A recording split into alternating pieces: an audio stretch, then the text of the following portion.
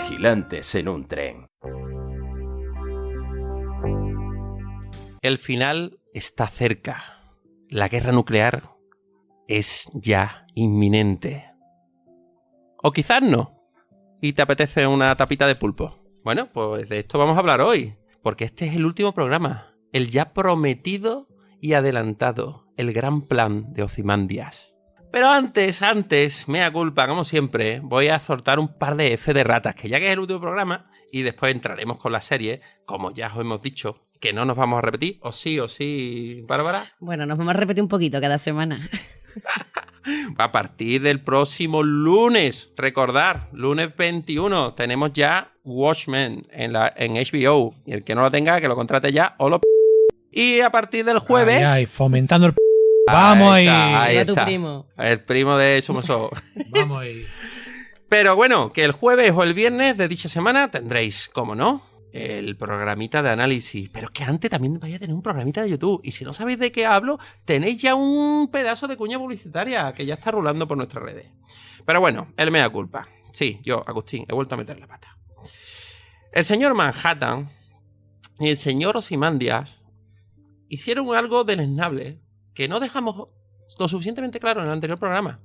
El pobre de Hollis Mason, que se las prometía muy felices en su jubilación, se las jodieron.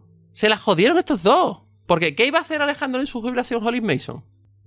Pues no me acuerdo, el maestro, No, no sé. arreglar coches, tío. ¿No te acuerdas? Arreglar, es verdad, era mecánico. Era mecánico. Arreglar Quería el coches. tío colgar las mallas, colgar la gorra de policía y arreglar coches. Ah. Pero lo que no dijimos es que el señor Manhattan había hecho que los científicos pudieran hacer lo que les diera la gana, gracias a que él era capaz, por ejemplo, de sintetizar litio para esas baterías que patentaría posteriormente Ozymandias, esas baterías de poliacetileno, y que a partir de entonces, y en esta fábula que es Watchmen, tenemos nuestros coches eléctricos y nuestras tomas de corriente por toda la puñetera ciudad. Ya veis ustedes, 40 años antes de ahora, ¿vale? Y sí, el pobre Hollis Mason no pudo reparar coches porque no sabía arreglar coches eléctricos. Así que otra piedrecita para Ozymandias en Manhattan. Alguna rueda pinchadilla, un algo, ¿no? Alguna cosilla de eso. Alguna transmisión, si es que los coches eléctricos tienen transmisión, que no lo sé. Pero bueno, bueno, ya sabéis que no acabó muy bien el señor Búho Nocturno, el primer Búho Nocturno.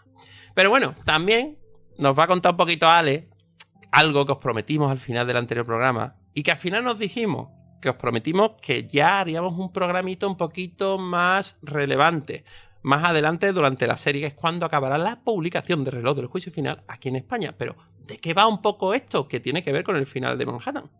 Bueno, sí, hace tiempo ya que DC, pasando un poquito de lo que pensase Alan Moore, lo cual es normal, decidió aprovechar el tirón de Watchmen después de la película. Vamos a aprovechar para sacar cómics de Watchmen. Evidentemente, al principio no se atrevieron con una continuación de Watchmen, porque claro, una continuación de Watchmen hay que tener unos arrestos muy gordos para hacer algo así, porque todo el mundo sabemos que hagan lo que hagan, siempre será inferior al original, siempre. La cosa es cuánto de inferior puede llegar a ser. Así que antes de hacer una continuación, una secuela, optaron por los cómics que hemos estado hablando en estos programas, que son los Before Watchmen, que es una manera de decir, vamos a coger conceptos de Moore y vamos a aplicarlos un poco mejor, que es prácticamente lo que hacía Moore con los capítulos que hizo en su momento de Doctor Manhattan, del comediante, que eran, digamos, para explicar un poco la psicología y las motivaciones de cada personaje. Hicieron esa serie. Pero una vez que la hicieron, ya sabemos que tuvo consecuencias irregulares, algunos son buenos, Pero ganaron dinero. otros malos, pero como bien dice Agustín, ganaron un pastizal. Un pastizal con las ediciones en grapa, las ediciones en tomo, los coleccionables de DC. El maldito coleccionable de ECC. Y claro, evidentemente vieron que eso era una manera de esto podemos exprimirlo más aún. Así que se le ocurrió una genial idea de vamos a hacer una continuación. Y para ello nos dieron hace ya algunos años también un pequeño detalle con una nueva política en DC que era el Rebirth. El Rebirth, digamos que en su concepto que nos traspasaron que iban a hacer era volver un poco a los orígenes. Pasar un poco de todas aquellas ideas locas que había habido en el New 52, que la mayoría eran bastante malas. Había cómics buenos, era bueno el Inarro de Lemire, el fanzine de Snyder y poquito más. La cosa es que en el Rebirth aparece, digamos, un una cosa de una especie de nuevo universo que es una chapa, que evidentemente es la chapa del comediante, que la encuentra Batman. A partir de ahí hicieron una saga que era La Chapa, en la que están Batman y Flash investigando sobre la chapa. Esos cómics tampoco aportan demasiado a la historia, la verdad, no demasiado. Y luego viene lo importante, que es el reloj de juicio final, llamado Doomsday Clock en Estados Unidos. Y esto nos va a contar, ahora sí, por fin, una secuela de Watchmen. Y en esta secuela de Watchmen voy a hablar muy poquito para no hacer spoiler. Vamos a ver el mundo después de Watchmen. Cómo lo que hizo Rorschach acabó con el sueño de Ozymandias y cómo el bueno de Adrian Bates va a intentar que su sueño perviva y dure. ¿Y para cómo lo conseguirá? Gracias al creador del universo DC, el fabuloso Doctor Manhattan. Bueno, menos mal que no me vamos a contar mucho, pero ahí lo tenéis por si no lo sabíais. Pues no me he preguntado. Pero bueno, yo quería responder antes de meternos en camisa de 11 varas acerca de si Ozymandias o Ozymandias, como podéis haber escuchado por muchos sitios. Entonces, bueno, a mí, aunque meta la pata, me gusta aprender. A mí podéis corregirme siempre. Yo aceptaré humildemente vuestras correcciones y las aportaré. Y para ello me fui a buscar, entre mis clientes, que los tengo de todos los palos, a un profesor de griego antiguo y le dije, oye, Aurelio Núñez, digo, ¿Ozymandias o Ozymandias? Y Aurelio me dijo, espérate un momentito, dentro de un par de días te respondo. Y entonces a los 2 días me llama este señor y me dice, vamos a ver, he estado mirando de dónde proviene originalmente del griego y estos vocablos antiguos pues venían a ser una A larga seguida de 2 consonantes. Y eso habitualmente se traduce a nuestros días como que esa es la sílaba donde descargaría el golpe de voz. La sílaba digamos, con la tilde, aunque no la haya, y por lo tanto él humildemente piensa y para él Ozymandias está bien dicho. Así que a partir de ahora, para nosotros, Ozymandias. Que si queréis decir Ozymandias, que tampoco pasa nada. Que relax. Y bueno, aquí tenemos a Bárbara, Alejandro ya habéis conocido, no he presentado porque somos los mismos que venimos dando la lata los últimos 2 días. Somos unos pesados. Unos pesados. Pero Bárbara, tengo una pregunta para ti. ¿Matarías a una persona para salvar a una inmensa mayoría? Bueno, seguramente dependería de la persona, pero bueno, en todo caso, siempre puedo encargarle a alguien que lo haga. Bueno. ¿Y tú, Alejandro, matarías a una persona para salvar una inmensa mayoría? Yo directamente, si hiciese falta, si eso fuese real y fuese una cosa que tuviese claro, yo si hace falta en la cuna, sin ningún problema. La única duda sería, ¿yo sería capaz de matar a alguien que yo quisiera? Ahí estaríamos en la cosa más difícil. Bueno, ¿y si en vez de una persona te tuvieras que matar a 3 millones para salvar a todos los demás? ¿Cuántos son todos los demás? ¿Todos Porque los son 3 millones uno. No. Todos los demás de este planeta que hoy en día pueden ser 8.000 millones de personas en este globo terráqueo. No sé si lo daría o no, pero sí seguro una cosa. Si lo hiciese tendría que morir después. No podría vivir con ese peso. Jamás. Bueno. Yo creo que cuando son tantos igual los ves más difuminados. Parece que una sola persona, cuando has hecho la pregunta, parecía más. Bueno, pues haceros esta pregunta, porque si queremos entender a Ozymandias, a Adrian Bates, o Bite, como se pronuncia también en la película, aquí nos vamos a quedar con Bite, Adrian Bates, es la pregunta que él se hace a partir de, como ya veremos, esa reunión de los Crime Busters, cuando decide hacerle caso al comediante y ver que si hay que cambiar el mundo, se necesita soluciones más drásticas, ese pensamiento lateral que usara su tan amado Alejandro Magno. Así que, ¿ustedes seríais capaces de matar a una persona por salvar a unos cuantos? Pensadlo mientras suena esto.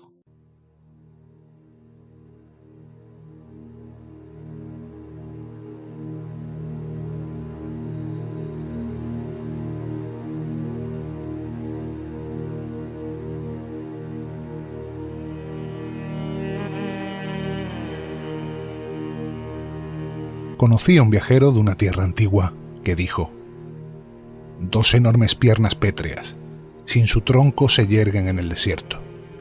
A su lado, en la arena, semihundido yace un rostro hecho pedazos, cuyo ceño y mueca en la boca y desdén de frío dominio cuentan que su escultor comprendió bien esas pasiones, las cuales aún sobreviven, grabadas en estos inertes objetos, a las manos que las tallaron y al corazón que las alimentó. Y en el pedestal se leen estas palabras: mi nombre es Ozymandias, rey de reyes. contemplad mis obras, poderosos, y desesperad. Nada queda a su lado. Alrededor de la decadencia de estas colosales ruinas, infinitas y desnudas, se extienden a lo lejos las solitarias y llanas arenas.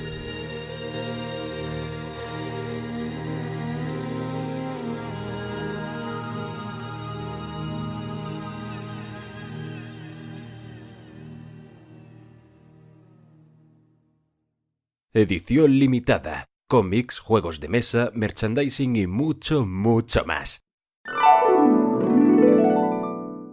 Capítulo 1.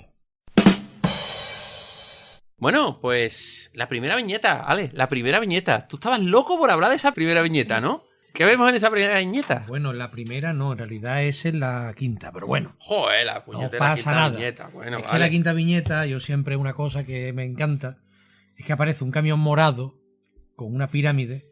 Pues estos camiones morados son de la empresa Pyramide, que en un principio es una empresa tipo, bueno, tipo una distribuidora, no voy a decir nombres, para no hacer publicidad de la que no me pagan. Y claro, estas camionetas en principio no sabe de quién son. Pero una cosa hay que tener clara, son moradas y su símbolo es una pirámide. Si no eres muy tonto del todo, te das cuenta de que eso es una empresa de Ozymandias. Claro. Y de hecho The Byte Industries. de Byte. Y además vemos cómo esta camioneta se está yendo de una escena del crimen. ¿Por qué? Porque el señor Adrian Byte va dentro de la furgoneta.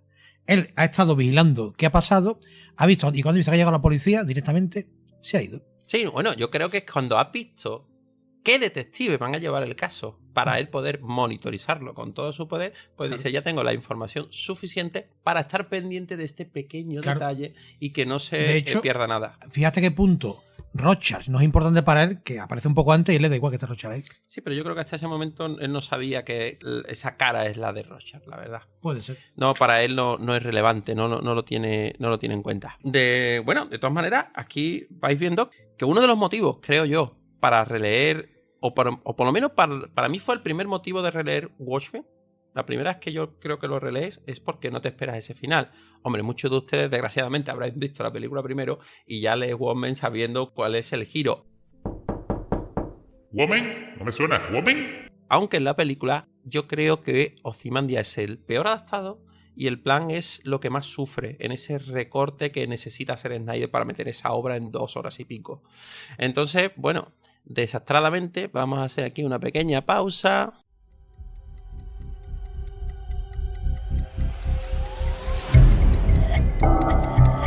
Watchmen. Vaya pedazo de cómic. Una obra maestra, poliédrica, que podemos leer y releer y encontrar siempre nuevos matices. Y ahora llega la serie. HBO y Lindelof es una mezcla para, cuanto menos, estar atentos. Por ello, desde la Red Marciana nos ponemos el traje de Ozymandias para deciros que tenemos un plan.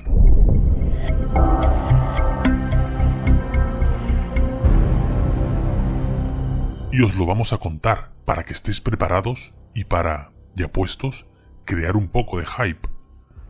La serie se empieza a emitir la noche del 20 de octubre en Estados Unidos, es decir, prácticamente ya. Para entonces, habréis escuchado los monográficos que le hemos dedicado a los personajes principales del cómic. Pues bien, el plan es el siguiente. La serie se emite el domingo, madrugada del lunes, en HBO España. El lunes vemos el capítulo, varias veces de hecho. El martes publicamos un vídeo de análisis en YouTube, de 15 minutos, que sirva de avanzadilla para comentar lo que nos ha parecido más importante. El miércoles, por la noche, grabamos el podcast, con un análisis mucho más profundo, detallado y que, si nada se tuerce, se publicará en iVoox el jueves por la noche o a lo largo del viernes. En total seremos un equipo de 7 o más personas trabajando para mejorar tu experiencia disfrutando de Watchmen. Recuerda, cada semana que se emita Watchmen publicaremos primero un vídeo en YouTube y segundo un podcast en iVoox. ¿Qué nos dices? ¿Te apuntas al plan?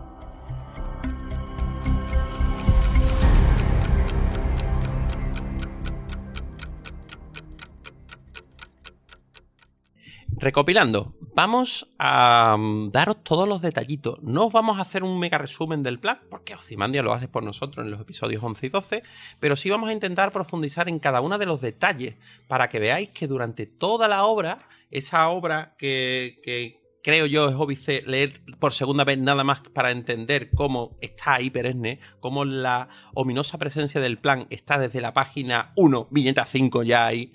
Vamos a pararnos en todas esas cositas, vamos a pararnos en los anuncios, vamos a pararnos en las empresas que posee esta corporación Byte. Y bueno, hay que decir que en este capítulo 1, a partir de la propia página 6, ya estamos no viendo, sino siendo Ozymandias.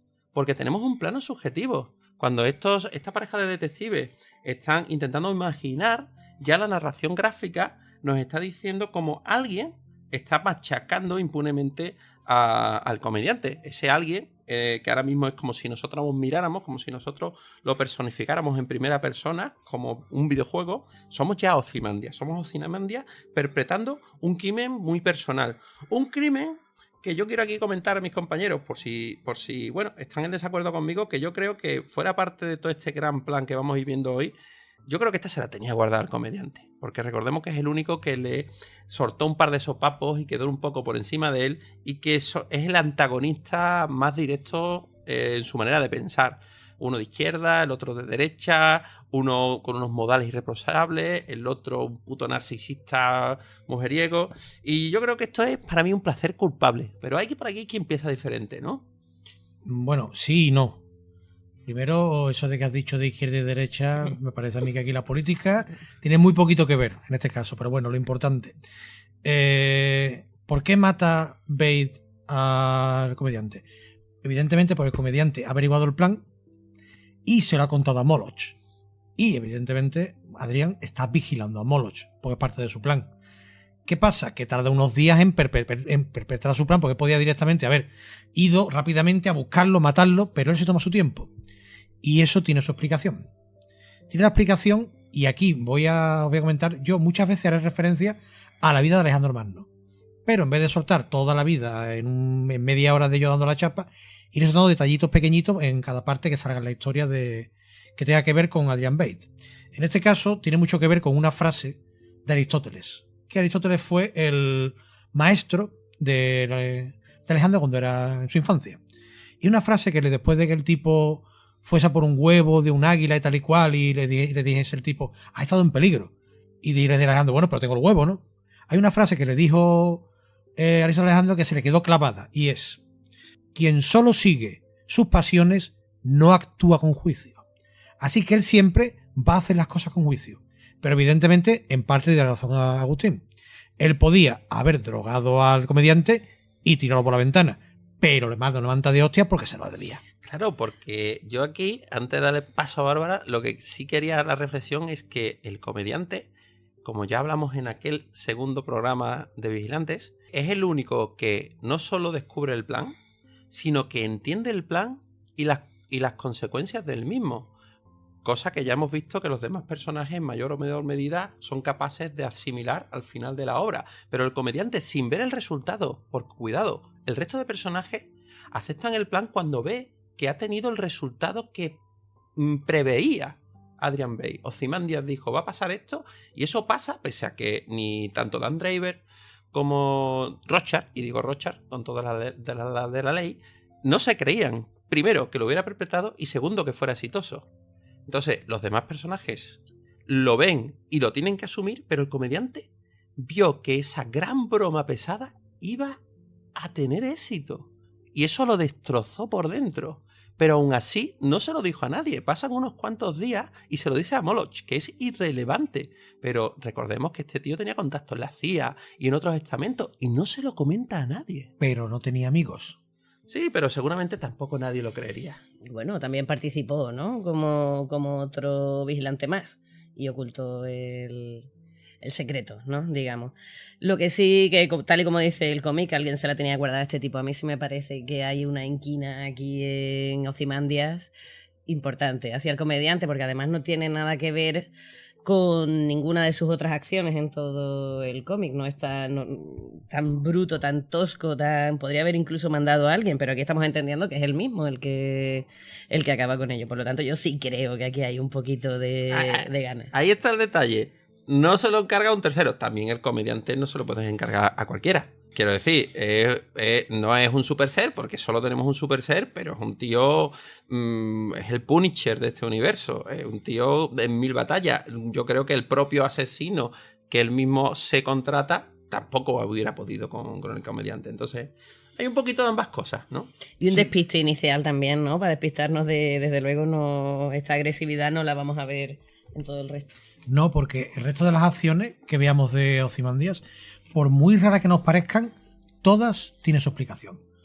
Que convencerá o no, pero tiene su explicación. Si acaso, esta paliza es la única cosa gratuita que él hace por pura diversión.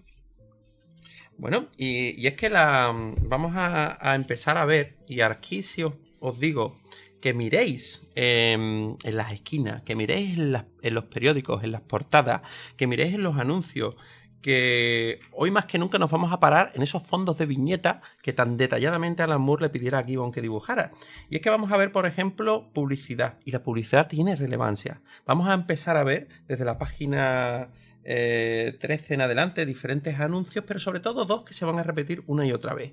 Nostalgia. Ese perfume que ya sabréis todos que es de Industrias Byte, y también los Meltdowns, unos caramelos sabrosísimos. Pero ya llegaremos a explicar qué relevancia tiene esto en el plan, que la tiene también. ¿Qué sensación tenéis, o en este caso vuelvo a usarte a ti como conejillo de India, Bárbara, cuando ves la primera vez que ves a Ozymandias? La primera vez que es cuando Rochard entra por su ventana y empieza a hablar con él. O sea, ¿qué sensación te da a ti ese hombre? ¿Para ti qué es Ozymandias en ese momento? Bueno, la verdad que un poco el resultado a lo mejor de toda de todo el éxito, toda la difusión que han podido tener los vigilantes, ¿no? Para mí en ese momento era una persona que ha aprovechado el éxito y se ha lanzado al capitalismo absoluto, digamos, a vender sus productos, a crear su empresa. Es el gran sueño americano, ¿no? Sí, el hombre hecho a sí mismo, ¿no? Que se suele decir. Triunfador, pero en absoluto una persona interesante. No te interesa para nada. No me interesa para nada. No, es interesante. Aquí quería yo llegar, porque yo creo que Ozymandias en la primera lectura pasa muy desapercibido hasta el final. Es decir, nadie se siente identificado con él, porque el hecho ya de que sea rico, pues a la mayoría de nosotros, pues no nos cuesta identificarnos con alguien de tanto éxito, y nos identificamos con otros muchos de los personajes.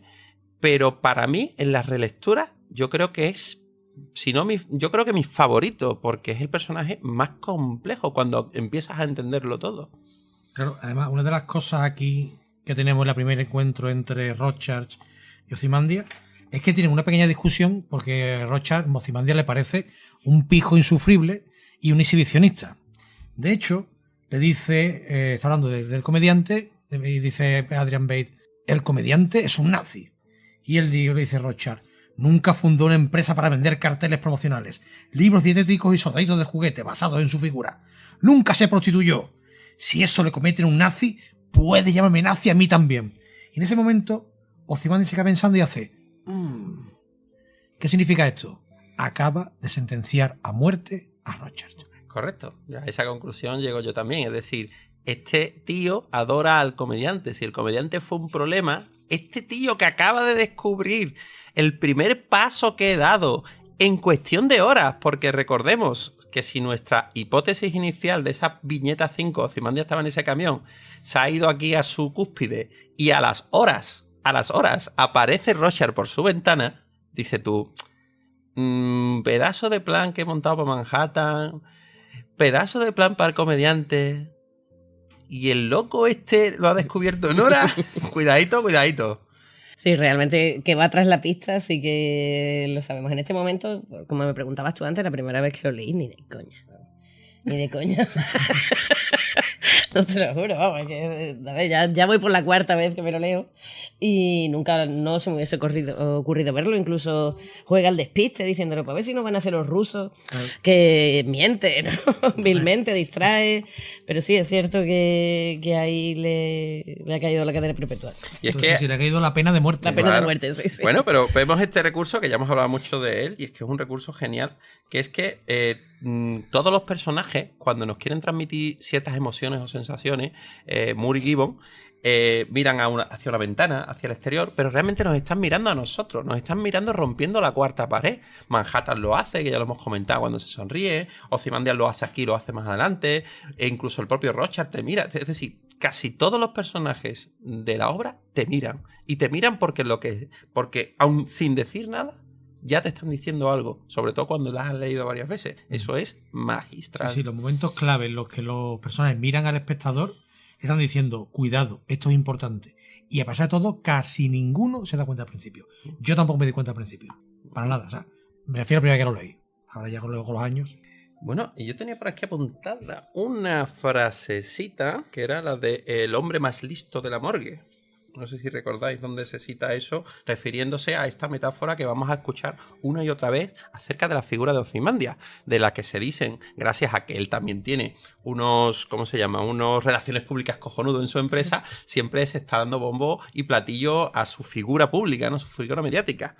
Y creo que esto era una reflexión que hacía Manhattan, creo que Rorschach hablando con Manhattan quizás, ¿no? Dice, bueno, el hombre se puede llegar a ser el hombre más listo de la morgue, o siempre se puede terminar siendo peor, que es lo que un poco acabará siendo Ozymandias. Este año me he leído 6 veces Watchmen para hacer estos programitas, 6 veces.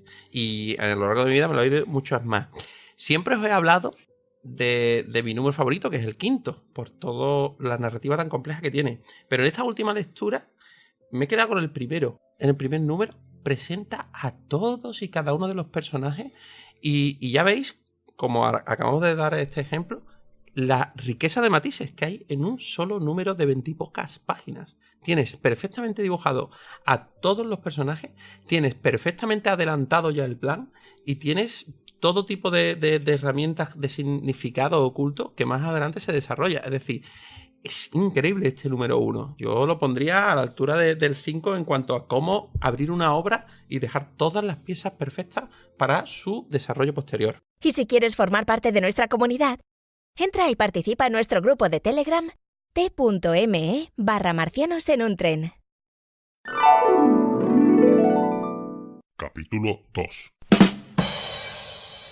Vamos a empezar aquí a ver la importancia de la prensa, ¿vale? Vamos a hacer aquí, bueno, un leve indicativo a que tenemos el New York Gazette, que viene a ser la prensa seria, la prensa más veraz, la prensa que tiene un respaldo de hacer un buen trabajo de investigación.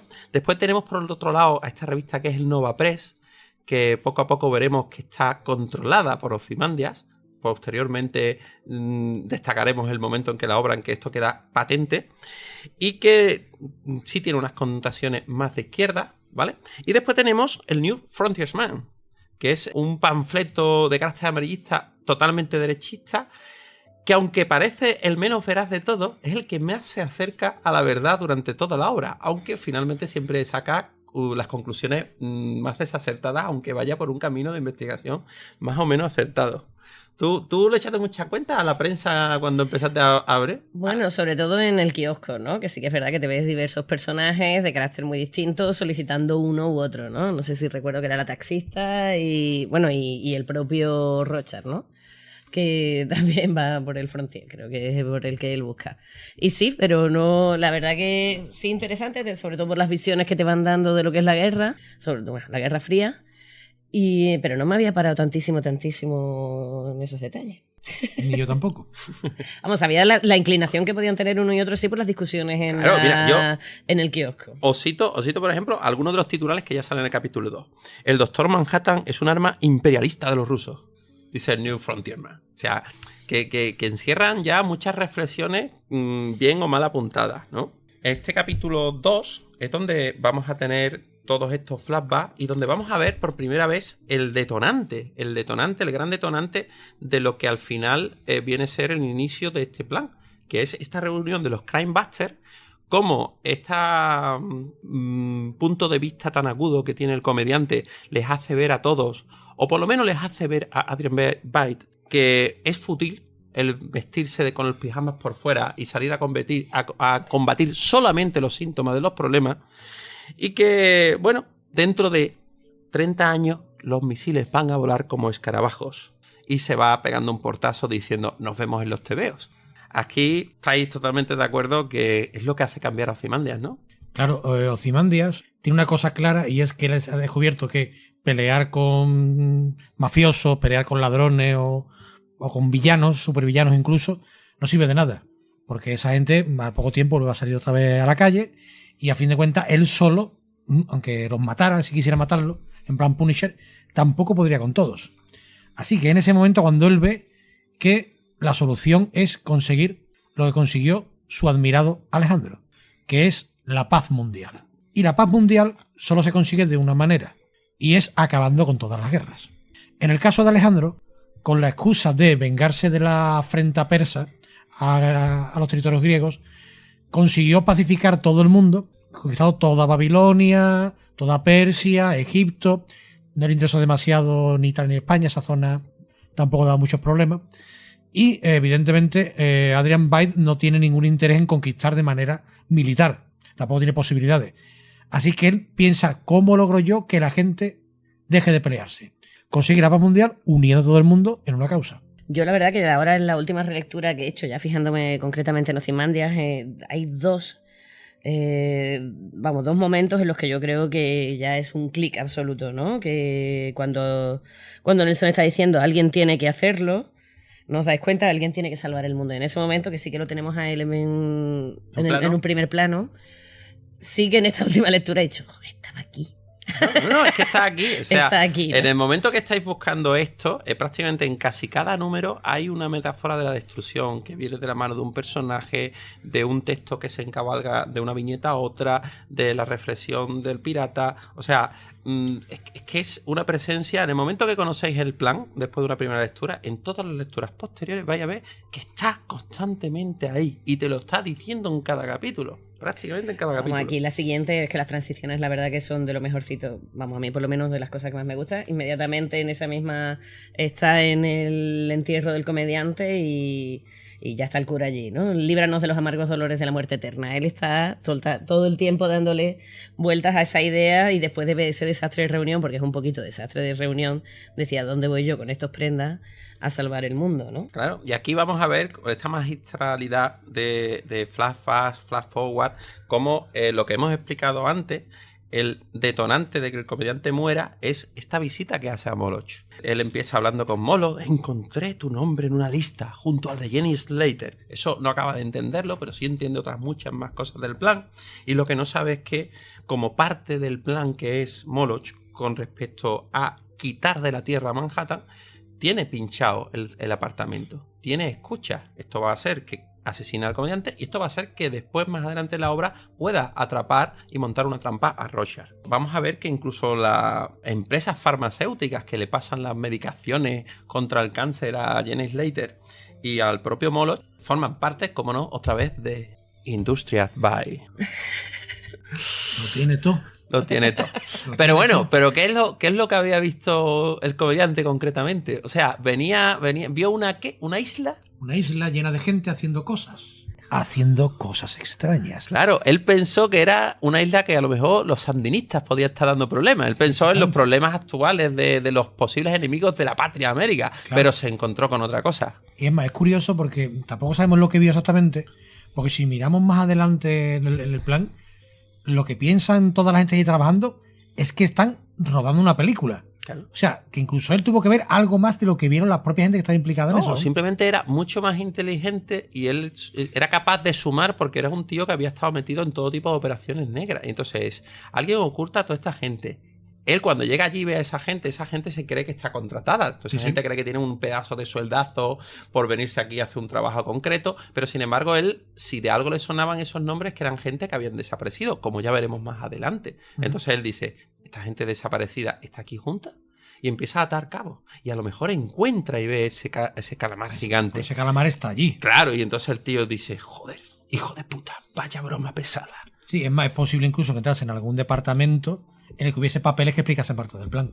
Sí, bueno, no nos lo van a explicar, ¿no? Pero es curiosa, ya cuando vayamos avanzando un poquito más en Ozymandias, como una moralidad tan bajita, como vemos al comediante, que nos parece que no le debería de impresionar nada, en este capítulo lo que vemos es el desconcierto absoluto y su derrumbe, ¿no?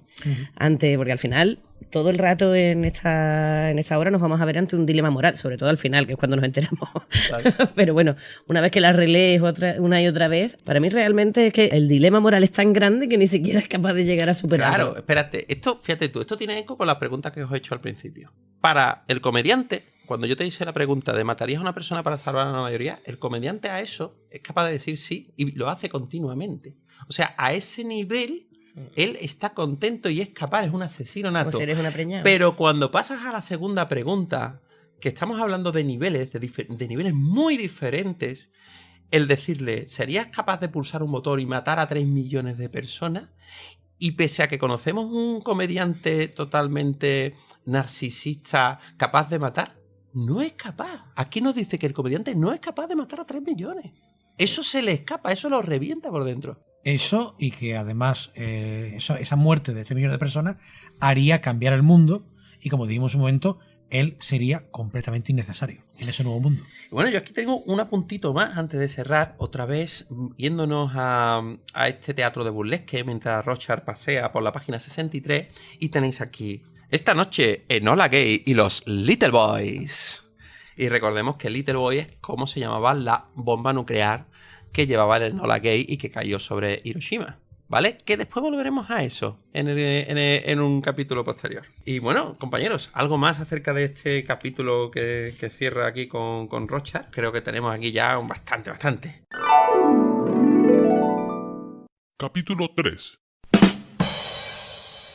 Aquí finalmente nos presenta la esquina que antes nos adelantaba Bárbara. Y esta vez nos vamos a parar mucho más, porque el plan de Ozymandias de Adrian no solo se para en Manhattan, no solo se para en el comediante. El plan de Adrian se para en todas las personas y lo que piensa la sociedad. Y él va a controlar eso en todo momento por diferentes artificios. Va a crear un estado totalmente represivo donde la gente no va a estar feliz con la posible guerra nuclear. Y ya empieza este número 3 con el refugio nuclear, con este cartel de refugio nuclear, un símbolo que a nadie le parece bien, un símbolo que encierra todo tipo de desgracias. Y es que este símbolo vemos cómo ya lo tenemos en nuestra preciosa esquina, esta esquina tan llena de significado, y vemos cómo un operario cuelga el cartel de refugio nuclear en una de las esquinas. Y bueno, yo quería pararme un momentito aquí para haceros ver lo importante de esa esquina, porque hay veces que en una sola lectura no te das cuenta de que prácticamente todo está en la esquina. La esquina es la esquina de la avenida 40 con la 7ª, donde más adelante, un poquito más adelante, está el Madison Square Garden, que después veremos cómo ahí pasan cosas. Pero es que en la esquina tenemos nuestro queridísimo kiosco de prensa de nuestro Bernard y de nuestro Bernard Jr. leyendo El Pirata, cómo está apoyado en una toba de corriente. En esa esquina está el Instituto de Exploración Extraespacial. Enfrente, como ya hemos dicho, está ese cartel de refugio nuclear. Enfrente y un poquito a la izquierda está la papelera que Rochard usa para dejarse mensajes con sus fuentes. Y también está ese buzón donde Rochard dejará el diario. Justo al otro extremo tenemos el Gunga Dinner. Gunga Dinner, en el que por fin hemos descubierto qué significa y por qué está ahí. Pero lo explicaremos más adelante. Y también finalmente en esa esquina, o sea, cada uno de los 4 vórtices de la esquina está el Cine Utopía. Y es que también vamos a ver cómo el Cine Utopía tiene peso, cómo las películas que proyecta el Cine Utopía también las controla Adrian Veidt. O sea, cuidado, ¿eh? Pedazo de plan. Y bueno, cuéntame algo tú, que ya he hablado mucho aquí en el capítulo 3. ¿Tienes algo apuntado ahí, alguna de las peliculillas? No, de las peliculillas no tengo nada, pues aparecen carteles más adelante, de que hablaremos de las películas en cada momento. Pero sí aquí, en este mismo capítulo, vamos a ver una de las otra de las empresas de Adrian Veidt, que es el Nudo Gordiano, la empresa que se dedica a repararle de mala manera la cerradura al búho nocturno, al pobre Dan Draper, que siempre llega a Rocha y se las parte. Y además ese tío después resulta que es el hermano o el cuñado de Milo, que es el que lleva la compañía de taxis, que está un poquito más adelante en la misma calle. Donde trabaja la chavala aquella, que está enamorada de otra chavala, y que llevará un cartel del que también luego hablaremos. O sea, es todo un nudo gordiano. Totalmente. Es muy enrevesado. En cuanto al nudo gordiano, vamos a volver otra vez al mito de Alejandro, que el nudo gordiano es el elemento clave del mito de Alejandro que se aplica en esta historia. El nudo gordiano, lo que nos cuenta, seguramente es leyenda. Porque también hay que tener en cuenta una cosa clara, que todo lo que hablemos de Alejandro ahora es lo que se cuenta en las crónicas. Que será verdad, no será verdad, habrá cosas que serán ciertas, habrá cosas que no serán ciertas, cosas que se han exagerado. El nudo gordiano se supone que no es verdad. Pero explica un poco la mentalidad de Alejandro. Cuando estaba conquistando Persia, él, una de las sedes que puso en su ejército fue la ciudad de Gordión. Gordión es una ciudad donde gobernó en su momento el rey Gordias, que le da nombre a la ciudad. Es el rey de Frigia. La región en la que estaba esa ciudad es Frigia. Y allí se encontró un carro con una cuerda y un nudo. Y le explicaron que en ese carro, que por cierto era bastante humilde, es como entró el rey Gordias a la ciudad. Quien se montase en ese carro podría gobernar Frigia. Y por ende gobernar Persia entera. Problema, ese carro estaba amarrado a un poste. Y estaba amarrado a un poste con un nudo que le llaman, como era el rey Gordias, el nudo gordiano. Y ese nudo había sido intentado muchísimas veces quitarlo. Pero tenía un problema. Ese nudo carecía de cabos. O sea, las puntas de la cuerda no estaban visibles, no se podían ver. Por lo tanto, tú no sabías nunca en qué momento, por dónde podías deshacerle el nudo, porque no tenías un principio final del nudo en ningún caso. Por eso, toda la gente lo intentó, nadie lo consiguió. Y fue en ese momento cuando Alejandro dijo, es que lo estáis haciendo mal. Y sacó su espada y cortó la cuerda. En el momento que cortó la cuerda y cortó el nudo, pudo sacar el carro del rey Gordias y convertirse en el rey de Persia, según el mito, por supuesto. Y es muy importante este caso porque esto afectará muchísimo a todo lo que haga Ozymandias, porque hará las cosas de una manera siempre completamente diferente a lo que esperamos. O sea, lo que es el epítome del pensamiento lateral. Y en este caso, pues la paradoja de Alejandro te dice que siglos antes de que se acuñara siquiera este concepto, ya lo aplicaba Alejandro. Y bueno, es que no deja de ser este problema irresoluble que la reunión del Crime Buster, el comediante, plantea lo que para él es el nudo gordiano moderno que él decide asumir y solucionar. Y le lleva un tiempito. Voy a ser posible con un espadazo, ¿no? Porque la solución tampoco es muy fina. Sí, la solución es expeditiva y tiene que ser totalmente de más. Ya veremos más adelante cómo también una de las virtudes del propio Ozymandias es una capacidad de prever el futuro a través de su inteligencia y de ciertas técnicas. Aquí en este capítulo vemos como el Nova Press, como ya hemos dicho antes, financiado por dinero de una humilde empresa de transporte, como veremos antes, es el que lanza ese ataque en la televisión contra Manhattan, que tiene éxito. Es decir, Manhattan se va de la Tierra. Era el plan de Ozymandias, que una vez que ya lo sabes todo, lo ves más claro que nunca. Nova Press, Jenny Slater, Moloch y todos los que están inducidos a tener cáncer. Es decir, el tío sabe hasta inducir cáncer. Es tremendo. Y bueno, ¿tienes algún apunte, Alejandro? Sí, bueno, con respecto a lo que tú me preguntaste de las películas, yo quería contar antes lo del nudo gordiano, pero justamente de cuando acaba esa parte y se está preparando el buen doctor para la entrevista, tenemos a Dan Draper y a Julie andando por la calle. A Laurie, ¿no? Laurie, perdón, siempre me equivoco. Y volveré a equivocarme seguro, no os preocupéis. Y vemos un cartel del cine Utopía. ¿Y qué están poniendo? Regreso a la Tierra. Una película de los años 50 en la que hay una invasión alienígena. ¿Por qué? Porque está volviendo a ponerse de moda las películas de los años 50 de invasiones marcianas. Bueno. La producción también es de Ozymandias. Sí, y lo vas a ver más claro en las próximas películas. Esta película es antigua, pero digamos que lo que hacía era reponer películas antiguas de invasiones. Es que él controla con todo esto, y vamos a ir dejando más claro a medida que vayamos avanzando, la percepción del público. Él es un poco el exponente de ese, que yo no sé si lo cogió de ahí, ¿no? De ese personaje de fundación que es Harry Seldon, y que consigue de alguna manera saber hacia dónde se encamina la humanidad, ¿no? Con esa psicohistoria que él crea. Aquí lo que hace es más o menos lo contrario. O sea, Ozymandias se aprovecha de saber empujar a la gran masa de gente hacia donde él quiere, que en este caso es un sentimiento primero de indefensión, que vamos a ir viendo cómo crece, y después un gran engaño, pero que está justo con un caldo de cultivo que todo el mundo se va a creer. Porque si lo planteáramos en este caldo de cultivo, te diría, ese pulpo gigante ha venido de otra dimensión y nos van a invadir, la gente se descojonaría en tu cara. Pero él no, él crea primero ese caldo de cultivo y después te mete el pulpo.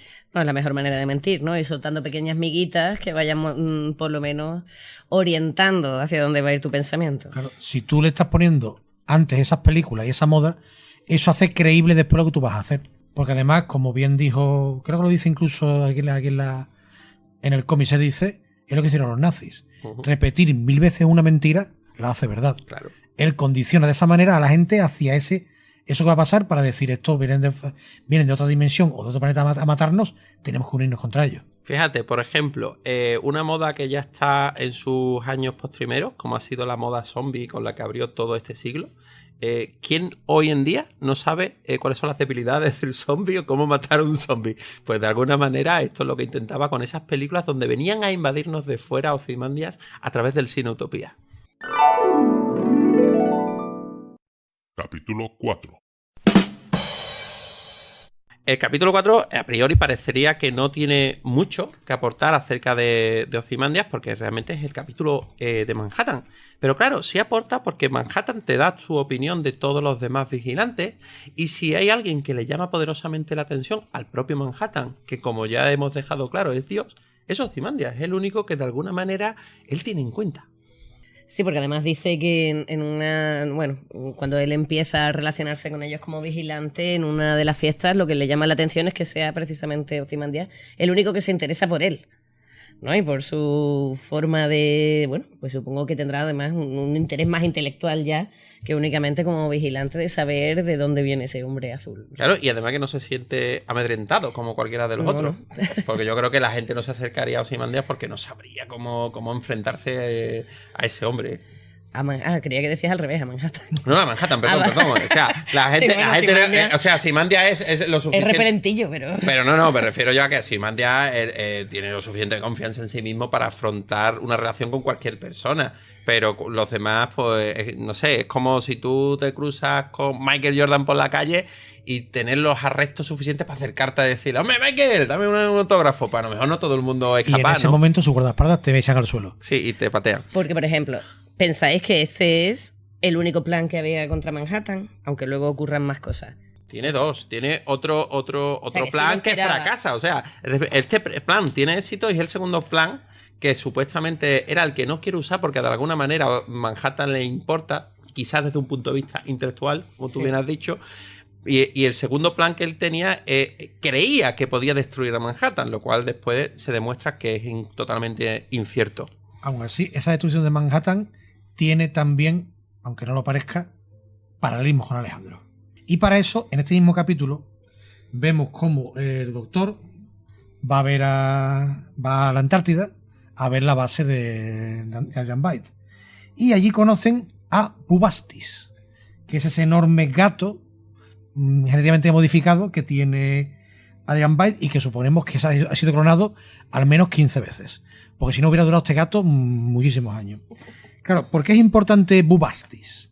Porque Bubastis hace referencia a otra parte de la vida de Alejandro.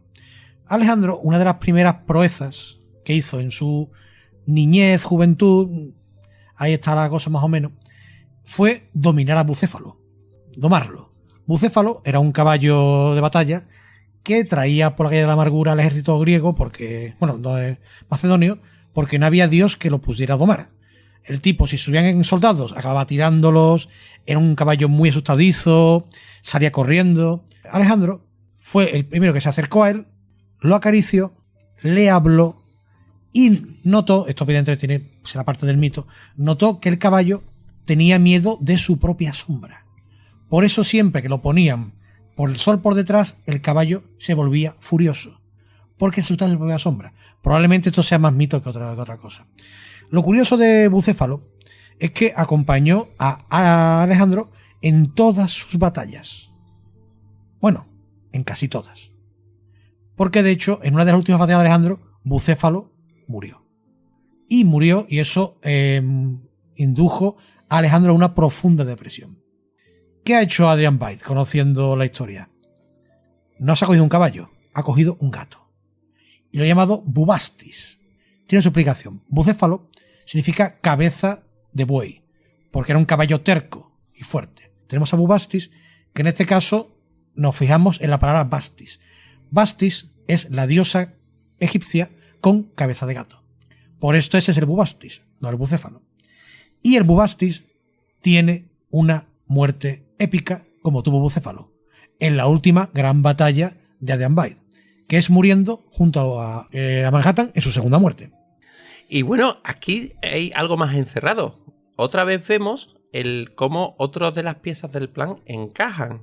El plan va a descansar sobre avances científicos. Aquí ya te está dejando en la historia, muchos años antes de que el plan se efectúe, cómo está dominando la genética, ¿vale? Que eso es muy importante para la construcción final del Gran Calamar. Y aquí ya te lo deja claro. Ya ha conseguido que sus genetistas creen vida y hagan mejoras y creen cosas que antes no existían. Te sienta las bases para que todo lo demás sea creíble. Y aquí es donde teníamos esa charlita que antes dijimos, que vamos a repetirla un poquito, que es la de: tengo entendido que muy pronto será viable la fabricación de dirigibles mucho más rápidos y seguros. Y es que vemos los dirigibles, como anuncian el Gunga Diner, dirigibles que también pertenece a Industrias Byte. Y todo te lo debemos a ti. Con tu ayuda, los científicos se han visto limitados tan solo por su imaginación. Y responde Manhattan: y por sus conciencias, ¿verdad? ¿Y qué vuelve a pasar? Que Ozymandias nos vuelva a mirar, vuelva a romper la cuarta pared y se pregunta de nuevo. Esperemos que sí. Yo aquí creo que todavía estaba peleándose consigo mismo si la solución que él estaba planificando en ese momento era la única manera de hacerlo. O la mejor. O la mejor, claro. Yo creo que aquí todavía tenía sentimientos encontrados con cometer este genocidio y este plan. Yo creo que aquí todavía buscaba otras soluciones con menos muerte. ¿No te da a ti esa sensación quizás, Bárbara? Sí, bueno, es posible. Yo es que desde el principio estoy pensando que sí que lo tenía muy claro, lo que pasa que, bueno, un poquito te puede temblar la voz, ¿no? Y Hombre, sí, acuérdate también que esto estamos en el año 75 y el plan se lleva a cabo en el 85, es 10 años antes. Vale, y acaba de abandonar prácticamente, ¿no? Porque en el 77 Correcto. es cuando claro, prohíben los vigilantes. Exactamente, y la reunión de Aún los así es del Cannon Busters. 66, es la reunión de los Cannon Busters. Pasan 9 años pensando, vamos, que... Claro, pues que ella no empieza en es. 9 años pensando, empieza a ir ideando cada una de las piezas que encaje y después pasan, desde este momento hasta el final, pasan 10 años hasta que llega el momento de la consecución del plan. O sea, ha tenido mucho tiempo para desdecirse, para pensar otro. Bueno, pero al final él tiene todo el peso, ¿no? No hemos hablado de las características del personaje, pero bueno, al ser el hombre más inteligente, que lo iremos del mundo, al final tiene una mentalidad muy racional. La racionalidad no está... no se tiene por qué combatir con algún tipo de sentimiento, con algún tipo de vacilar en algún momento determinado, ¿no? Quizá esto es un pequeño vacilar el hablar de la conciencia, pero yo creo que el plan lo tiene claro. El problema es que hay aquí algo que a lo mejor no estáis teniendo en cuenta, queridos oyentes, que es que normalmente yo tengo un problema cuando quiero hacer cambio, por ejemplo, en mi negocio, en la tienda, pues yo confío mucho en el criterio de Alejandro y cojo y lo llamo. Le digo: Alejandro, voy a hacer esto, para que me dé un punto de vista diferente al mío y llegar a otras conclusiones que a lo mejor por mí mismo no se le había ocurrido. Eso Ozymandias no lo puede hacer. Ozymandias no quiere compartir este plan con nadie porque tendría la necesidad de matar a ese otro alguien. Por lo tanto, no hay nadie diferente a él que tenga conocimiento del mismo y le discuta. Entonces, eso es también un detalle interesante, ¿no? Es muy importante. No tiene un punto de contacto con la realidad, ni nadie que te vaya a equilibrar en un momento determinado. Entonces, ahí os recuerdo la metáfora del pirata. La metáfora de ese pirata imaginando cosas cuando va en la balsa. Es decir, El pirata no tenía a nadie que hablara con él, simplemente la imaginación de que le hablaban los muertos, y Ozymandias no tiene a nadie porque no le pregunta esto a nadie. Y no puede comparar con nadie si hay una solución mejor, si eso que va a hacer es bueno, no es bueno. Tiene que hacerlo él solo, como Alejandro, que lo hizo todo solo. Capítulo 5. Y aquí vemos que se va acelerando el plan. Aquí vemos que ya está empezando a hacer pruebas de los diferentes engranajes, nunca mejor dicho, haciendo la metáfora a este reloj que también está en toda la obra. Y es que vemos la prueba beta de ese poder del que el calamar también va a estar imbuido. Un poder que posteriormente veremos de dónde proviene. Y es que un padre se ha vuelto loco y ha matado a su familia. Y a través de estos detectives que nos presentarán al comienzo de la obra, vemos este en apariencia caso que no tiene relevancia ninguna. Es decir, la primera vez que tú lees la obra dices, bueno, ¿y esto cuenta de qué? No parece que conecte con nada. ¿A ti te dio esa sensación? Bueno, yo al principio lo que pensé que formaba parte de ese terror a la Guerra Fría, que pudiese haber una guerra nuclear y que, bueno, que había sido parte del pánico general que había respecto a esa idea. Pero ahora viste que era una parte más de eso, ¿o no? Pues ahora no me voy a quedar loca. Un triángulo. Claro, mira, aquí... El triángulo es fundamental. Claro, o sea, aparte de llegar a la conclusión que ya finalizaremos de que el pulpo tiene unos poderes telepáticos y que no es solo que mate con su presencia, porque lo que mata es con una onda psíquica, ¿vale? Que ya desarrollaremos otra vez más qué hay codificado en esa onda psíquica. Esto es una prueba beta, pero además la obra, Gibbons, de la mano de Moore, nos dice directamente en la propia página quién ha sido. Es decir, si sabemos ya que el símbolo de la pirámide se refiere a Ramsés II, por tanto al propio Ozymandias, aquí en 2 viñetas, no en una, sino en 2, vemos a un Buda en un amanecer por detrás dentro de otra pirámide. Es decir, esto que estáis viendo aquí que parece que no tiene nada que ver con nada, los propios autores te están diciendo Ozymandias de nuevo, ¿vale? Estamos testeando el calamar.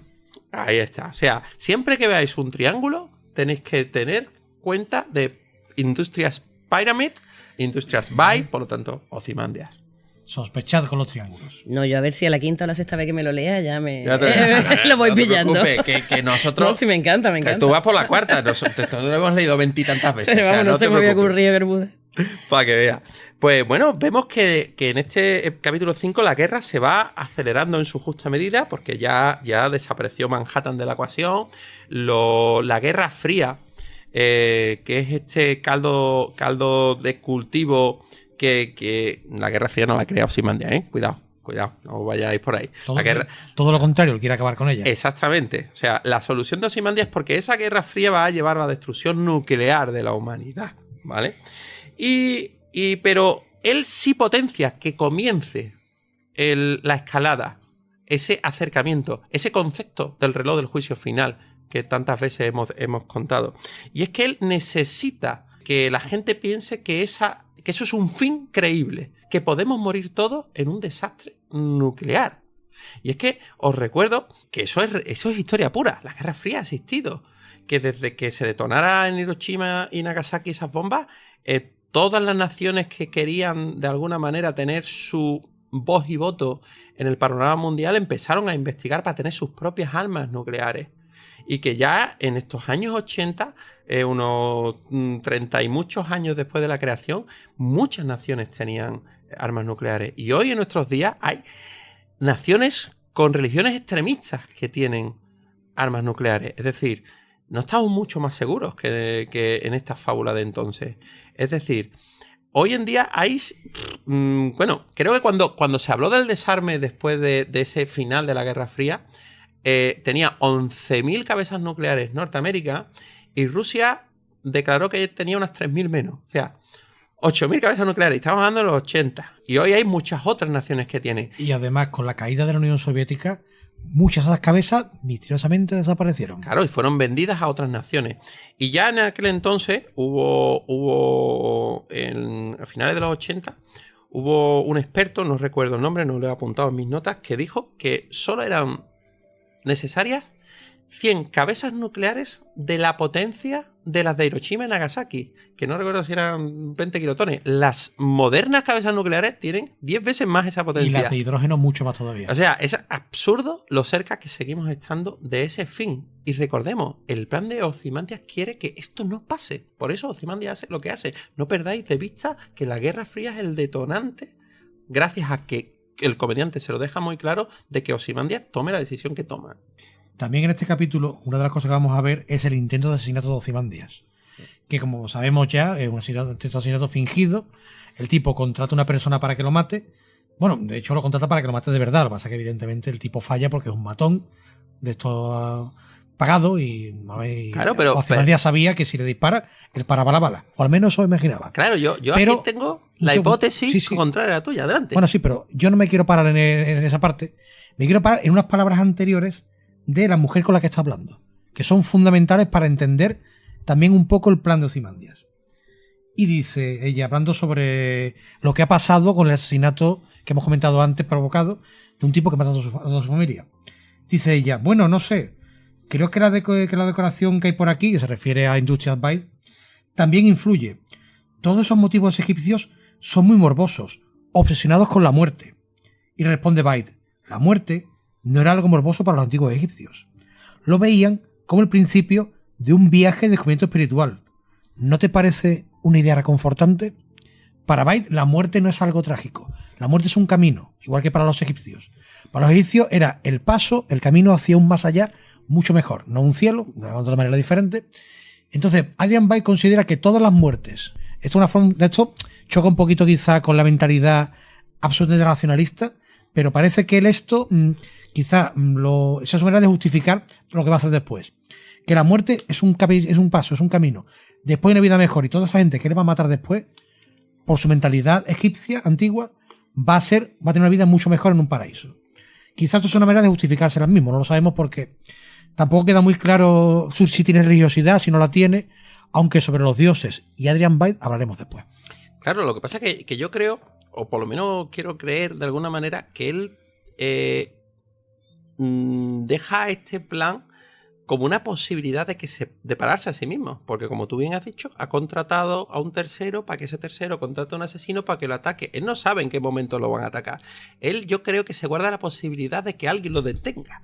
Como si de alguna manera todavía tuviera dudas.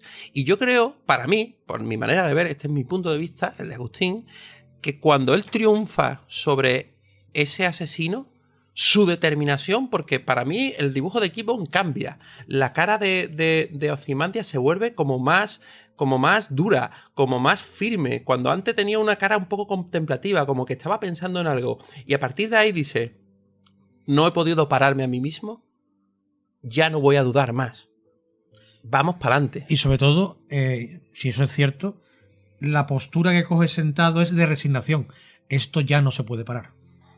Aquí en la última viñeta lo vemos, cuando dice llamada a personas de juguetes y cancele la ampliación de juguetes de Ozymandias. El tipo está derrotado como diciendo, ya no me queda más. No está victorioso. Parece que está resignado a lo que va a hacer. A mí la verdad me parece un sitio pésimo para un intento de asesinato, en la entrada de un centro comercial con tantísima gente, con tantísimas personas mirando. En la entrada de la industria del centro comercial, bueno, bueno, no sabemos si hay dentro, pero si vemos que es. Hay muchísima gente. Bueno, sí que hay unas escaleras mecánicas, vamos a ver, hay mucha gente, me parece un sitio un poco penoso. Sí, de hecho hay un montón de soldados. Claro, no hemos dicho que el asesino fuera bueno. No hemos dicho que el asesino sea bueno, pero no sé, el espacio yo en todo momento pensé que sí que lo tenía previsto y quizás ahora me estoy dando cuenta que también podría tener alguna idea de la película de cuando le mete en la boca el... Sí, no, eso lo tiene claro. Él ya tenía la pastilla preparada para cuando viniera el asesino metérsela en la boca. O sea, bueno, a lo mejor no sabía, era una persona preparada, indudablemente, tanto física como intelectualmente, podía esperarse que fuese en cualquier momento. Pero que lleva una cápsula de cianuro en el bolsillo para cuando toque. O sea, hasta ese punto ir a fino. Pero bueno, también eso puede ser lo que dice ahora, que la tuviese preparada, igual que todos salimos de casa con la llave en el bolsillo. Pues él salía con la llave de su casa y la pastilla de 100 euros. Yo a partir de ahora... ¿Vas a llevar las dos cosas? No vaya a ser. Es mejor el spray de violación, es más fácil. Eso de que alguien se lo lea espera cualquiera. Hay una buena pastilla de cianuro. Pues recuérdame que no salga más de copa contigo, Bárbara. Porque os recordamos una vez más, todos esos textos de apoyo son riquísimos en detalle. De hecho, vamos a entrar ahora mismo en los textos de apoyos que tienen que ver con Ozymandias y con el plan de Ozymandias. Todos los ricos que no son los que están acompañando al reloj de video final, por desgracia. Claro. No aportan prácticamente nada. Vemos aquí que Rocher busca la papelera. Vamos a ver otra vez las cartelas de Utopía. Y vamos a ver cómo esa taxista homosexual lleva un cartelito a Bernard, nuestro señor del Temo. ¿Qué cartelito es ese, Alejandro? Pues es el cartelito de un concierto que va a haber el muy próximo Madison Square Garden, que es un cartel. Ese realmente no es el concierto Sí, del en Madison, porque directo. este no es el Crystal Nash. Este es otra cosilla que tiene que ver con su novia, que es el Ah. Pian Triangle. Pero que tiene otra vez esa resonancia de una pirámide. Sí. O sea, la pirámide otra vez por todos lados. Vemos la pirámide en el camión de prensa. El camión que trae la prensa también será Claro, en de es industria. Pyramide. Pyramide, o sea, el Amazon de Byte, por si a alguien no le ha quedado ya claro. Ya ha dicho el nombre. Ofu. Concho, que me estaba llamando de la lengua muchas veces. Ya inventó Amazon 40 años antes. Byte, por si no había dado cuenta. Bueno, lo inventó Moore.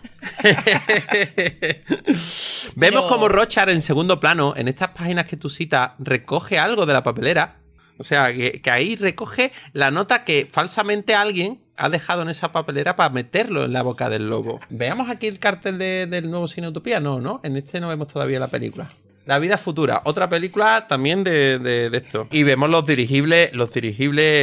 De Gunga Dinner, de los que hablaremos después. Claro, por lo tanto, seguimos teniendo Ozymandias por todos lados. Una vez entendemos que todo lo paga Ozymandias, todo lo controla Ozymandias, todo es parte de esa mente preclara, es que es brutalísimo. Y bueno, este capítulo 5 no tenía todavía los cierres que buscamos, ¿no? No, porque No. ese capítulo 5 cerraba Cierra con lo que hablamos de con el piratas. pirata. Cerraba con el pirata. Y ya la relevancia del pirata ya la tratamos en el anterior programa, ¿eh? También tratamos lo que tenía que ver con Ozymandias, ir a Manhattan, si no lo habéis escuchado ya.